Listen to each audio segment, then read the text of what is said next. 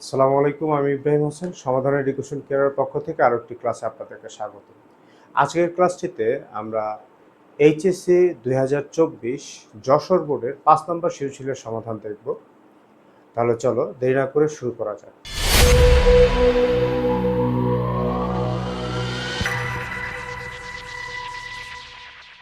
প্রথমে আমরা একটু আমাদের প্রশ্নটি দেখে নেব, যেখানে আমাদের বলা হচ্ছে দৃশ্যকল্প 1 P Q R, P Q bar আর, পি বার কিউ আর এবং পি বার কিউ বার আর, এবং দৃশ্যকল্প 2-এ আমাদের একটি চিত্র দেয়া আছে।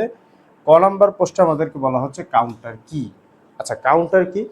কাউন্টার হচ্ছে একটি ডিজিটাল ইলেকট্রনিক সার্কিট, যে সার্কিটটি আসলে ক্লক পালস গণনা করে এবং সেটাকে আউটপুট দেয় বাইনারি আকারে।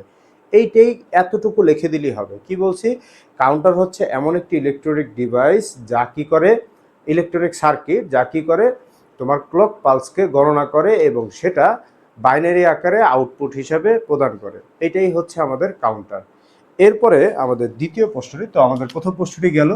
দ্বিতীয় প্রশ্নটি বলা হচ্ছে ন্যান্ড গেট সকল ইনপুট একই হলে ইহা মৌলিক গেটে রূপান্তর হয়। দেখো, আমরা কিন্তু ন্যান্ড গেট দিয়ে মৌলিক গেট বাস্তবায়ন করছি, ঠিক আছে? এই জিনিসটাকে আমাকে ব্যাখ্যা দিতে হবে, ঠিক আছে? যেমন আমরা জানি যে আমরা যদি নট গেট রূপান্তর করতে চাই তাহলে একটি ন্যান্ড গেটকে ব্যবহার করি আমরা। এটা একটি ন্যান্ড গেট, তো এখানে যদি আমরা এ ইনপুট নেই তাহলে আমাদের আউটপুট কি আসবে? এ বার। আবার আমরা যদি দুইটি ন্যান্ড গেট ব্যবহার করি, অর্থাৎ এ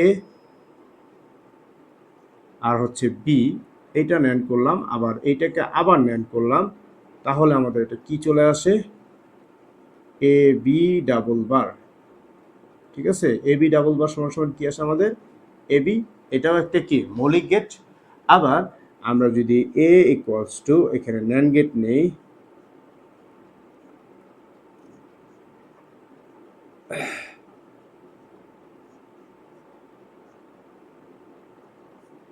তাহলে এখানে এ থাকে, এখানে বি থাকে, আর এখানে আসে কি? এ প্লাস বি। আচ্ছা, এটা কীভাবে আসে দেখাই দিই তোমাদেরকে, তাহলে ভালো হবে। তাহলে এখানে এক্স ইকুয়ালস টু আমাদের এখান থেকে আসবে এ বার, এতটুকুতে এ বার, এখানে হচ্ছে বি বার, এখানে আসা এ বার ইন্টু বি বার, তারপরে কি হোল বার। এখন হোল বার যদি আমরা আলাদা করে দিই, গুণ আছে তাহলে যোগ হয়ে যাবে, ডাবল বার হবে, ডাবল বার কাটা যাবে, এ প্লাস বি থাকবে। এই হচ্ছে অর গেট। দেখো, এখানে আমি তিনটি সমাধান করছি। এটা হচ্ছে আমাদের কি? Not gate. এটা আমাদের কি? And gate. এটা আমাদের অর গেট। আমাদের এইখানে একটা জিনিস দেখো, আমি কিন্তু প্রত্যেকটা ইনপুট কি নিছি? ন্যান্ড গেট নিছি। হ্যাঁ, প্রত্যেকটা ইনপুট ন্যান্ড গেট দিছি। এই কথাটা এখানে বলছে ন্যান্ড গেটে যদি সকল ইনপুট একই হয় তাহলে আউটপুট কি আসবে? মৌলিক গেট আসবে। তো এইটাকে আমাদের ব্যাখ্যা করে দিতে হবে, আর কিচ্ছু না।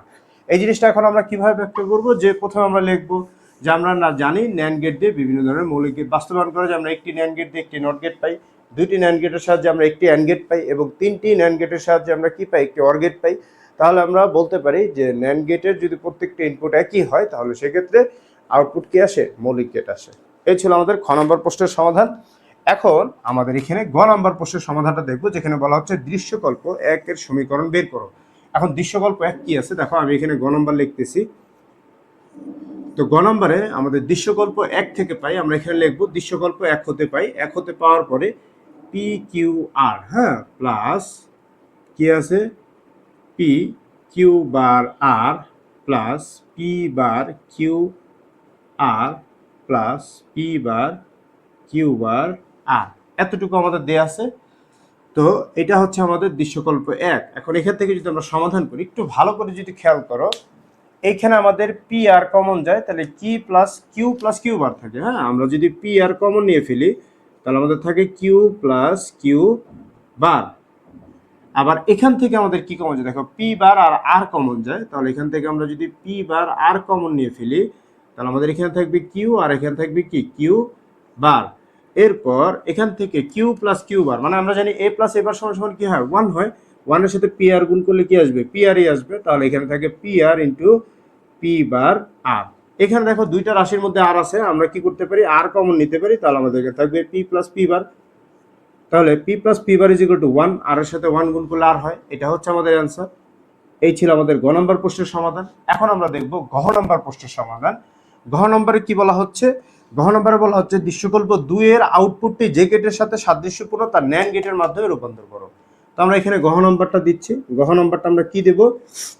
এখানে বলছে দৃশ্যকল্প 2 এর আউটপুট। প্রথমে দৃশ্যকল্প 2 এর আউটপুটটা দেখো, এখান থেকে নেওয়া হয়েছে এক্স, এখান থেকে নেওয়া হয়েছে ওয়াই, তার মানে এখানে আসছে কি আমাদের এক্স ওয়াই। আবার এখান থেকে নিয়েছি কি এক্স বার, এখান থেকে নিয়েছি কি ওয়াই বার, তার মানে এখানে আসলো কি x bar into y bar. এখানে এসে কি করা হয়েছে, এটা তো যেহেতু অর গেট, তাহলে আমাদের এখানে কি হবে, আমাদের পি ইকুয়ালস টু, এখানে কি আসবে, পি ইকুয়ালস টু আসবে এক্স ওয়াই, তারপরে কি প্লাস এক্স বার ওয়াই বার। এটা আসবে না, কারণ এটা তো অ্যান্ড গেট, এটা হচ্ছে অ্যান্ড গেট আর এটা কি অর গেট, তাহলে যোগ হবে দুইটা ইনপুট। তাহলে আমরা এইটা হচ্ছে পি এর মান পাইছি। তাহলে আমরা এখানে বলতে পারি যে দৃশ্যকল্প 2 এর আউটপুটটি পি ইকুয়ালস টু আমাদের কি আসে x Y plus x bar Y bar. এখন এই আউটপুটটা কোন গেটে থাকে তোমরা কি বলতে পারো? এটা হচ্ছে এক্স নর গেটের মধ্যে থাকে। তো আমরা এখানে এই কথাটা বলবো যে উদ্দীপকে প্রাপ্ত আউটপুটটি হচ্ছে কি একটি এক্স নর গেট। কি গেট? এক্স নর গেট, এক্স নর গেট। এটা হচ্ছে আমাদের উদ্দীপকের প্রাপ্ত আউটপুট। এখন এই আউটপুটটাকে আমরা কি করব, ন্যান্ড গেটের মাধ্যমে প্রকাশ করব। তাই আমাদের এখানে বলতে হবে কি যে ন্যান্ড গেটের মাধ্যমে ন্যান্ড গেটের মাধ্যমে উপর্যুক্ত সার্কিটটি বাস্তবায়ন করে নিম্নে দেয়া হলো, এই কথাটা লিখতে হবে। জাস্ট এতটুকু লেখার পরে আমরা এখন কি করব, এখানে শুধু গেটটা বাস্তবায়ন করে দেব। তাহলে এখন গেটটা যদি আমি বাস্তবায়ন করতে চাই, দেখো আমার এখানে কি আছে, x Y, x bar Y বার আছে। এটা আমাদের ন্যান্ড গেটের মাধ্যমে করতে হবে। ন্যান্ড গেট ছাড়া অন্য কোনো গেট ব্যবহার করতে পারবো না। এখানে কিন্তু ন্যান্ড গেট ব্যবহার করে না, এটা হচ্ছে নট গেট। হ্যাঁ, এইটা নট গেট, এটা হচ্ছে কি আমাদের অ্যান্ড গেট, আর এটা তো আমি তোমাদের বললাম এটা অর গেট। এখানে কিন্তু প্রত্যেকটা মৌলিক গেট ব্যবহার করছে, বাট এইখানে যে ন্যান্ড গেট দিয়ে বাস্তবায়ন করতে বলছে, এই ন্যান্ড গেটটা হচ্ছে কি একটা সার্বজনীন গেট। তো আমরা প্রথমে কি করব, এইরকমই আমরা ইনপুট নেব এখানে এক্স, কিন্তু এক্স এর যে নটটা আছে সেটা হচ্ছে আমরা এন্ড গেটের মানে ন্যান্ড গেটের ব্যবহার করে নেব। এই হচ্ছে ন্যান্ড গেট ব্যবহার করে আমরা কি নিলাম, এক্স বার নিলাম। এরপর আমরা নেব কি ওয়াই, এরপর আমরা নেব ওয়াই। ওয়াইটাও সিমিলার ভাবে আমরা ন্যান্ড গেট দিয়ে নেব। এই হচ্ছে ন্যান্ড গেট দিয়ে নিলাম আমরা কি ওয়াই।